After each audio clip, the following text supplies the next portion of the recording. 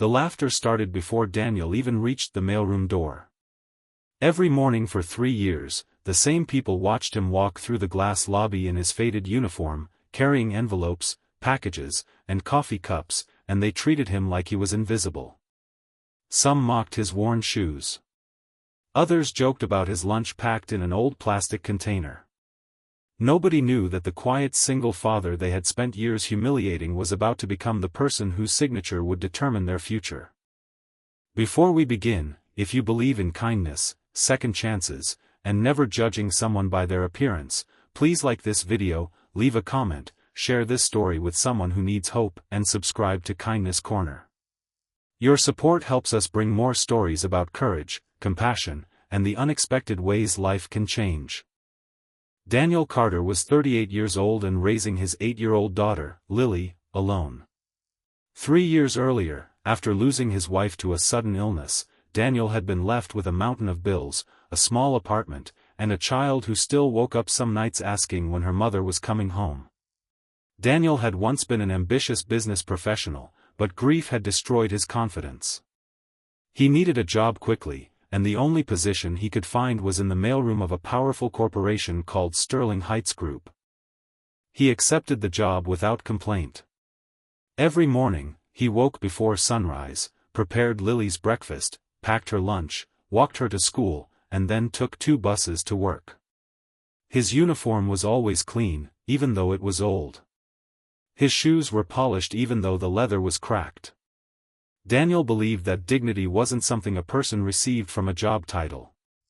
It was something a person carried inside. But the employees upstairs didn't see it that way. They called him Mailroom Mike, even though his name was Daniel. They laughed when he entered the executive floor. One young manager once deliberately dropped a stack of papers onto the floor and told Daniel to pick them up, even though there was a cleaning crew nearby. Daniel quietly collected every page. Another employee laughed at his lunch and said he probably couldn't afford anything better. Daniel smiled politely and returned to work. What they never noticed was that Daniel remembered everything. Not because he wanted revenge, but because he had spent years studying the company from the bottom. While delivering documents, he noticed which departments wasted money, which managers mistreated employees, and which projects were failing. During his lunch breaks, he read old business reports and financial statements available in discarded folders. At night, after Lily fell asleep, Daniel studied business strategy, leadership, and corporate finance on an old laptop. He wasn't dreaming of becoming rich. He was trying to become someone his daughter could be proud of. One winter morning, Lily became sick with a severe fever. Daniel couldn't afford to miss work because he was already struggling to keep up with rent and medical bills. He called his supervisor and asked for a few hours off. Instead of sympathy, he received a warning that another absence could cost him his job. Daniel hung up and sat beside Lily's bed, holding a cold cloth against her forehead. She looked at him through tired eyes and whispered that she was sorry he had to work so hard. Daniel smiled, kissed her forehead, and promised that everything would be okay. That night, after Lily fell asleep, Daniel opened his laptop and worked until nearly 3 in the morning.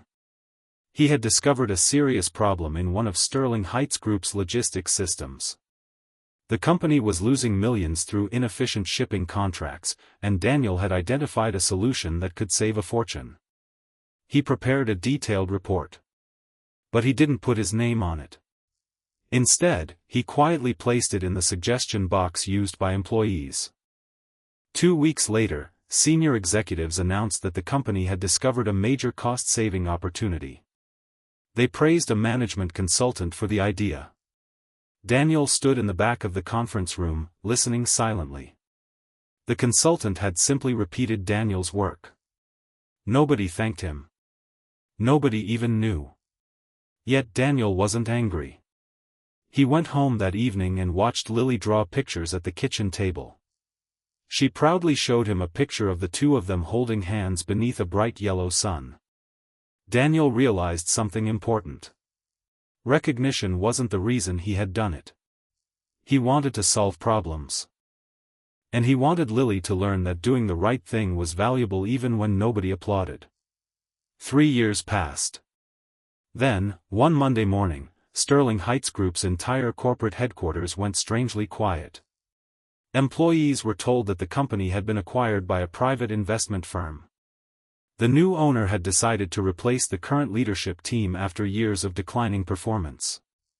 Everyone expected an experienced executive from another major corporation. At 10 o'clock, the employees gathered in the main conference hall. The chairman walked onto the stage and announced that the company had a new CEO. Daniel stood near the back, still wearing his mailroom uniform. Then the chairman said his name.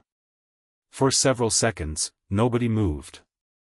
Daniel calmly walked toward the stage. The same employees who had laughed at his shoes stared at him in disbelief.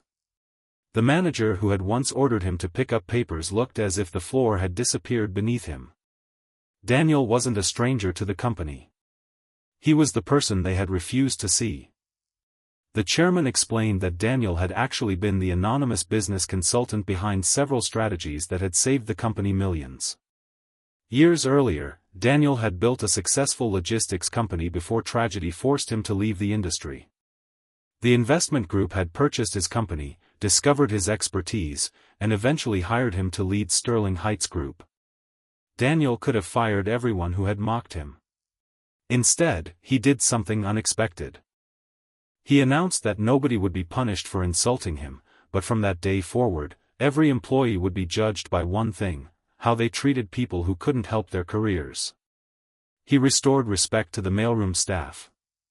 He increased wages for lower-level workers.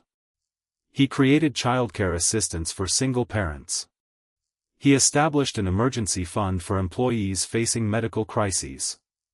And then he walked downstairs. The mailroom was exactly as he remembered it. He placed his old uniform in a box and kept his worn shoes beside it. When Lily visited the office that afternoon, Daniel showed her the mailroom. She looked at her father with wide eyes and asked if he really used to work there.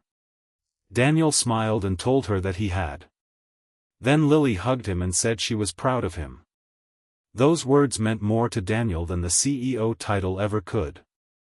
Because 3 years earlier, people had looked at a poor single father and decided he wasn't important.